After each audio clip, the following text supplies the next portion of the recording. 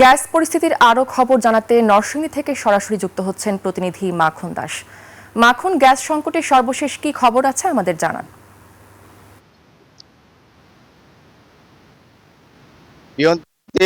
আপনি জানেন টানা 14 দিন যাবৎ নরসিংদী এই জেলায় জ্বালানি গ্যাস সংকটে কিন্তু চরম দুর্ভোগে আছে। যেমন সিএনজি স্টেশনগুলি, তেমনই শিল্প কলকারখানা এবং আবাসিক এলাকাতেও কিন্তু সেই একই সমস্যা দেখা দিয়েছে। এখন গ্যাসের চাপ না থাকায় ঘন্টার পর ঘন্টা তারা কিন্তু এই লাইনে দাঁড়িয়ে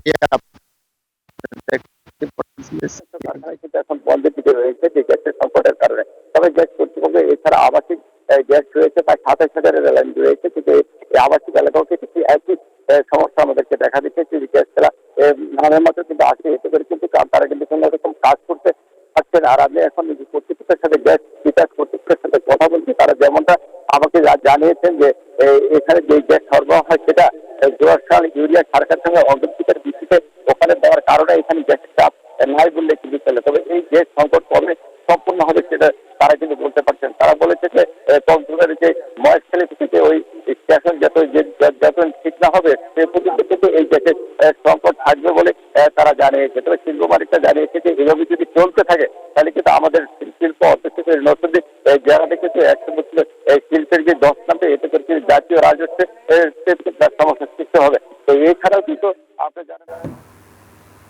মাখন দাস, আপনাকে অসংখ্য ধন্যবাদ।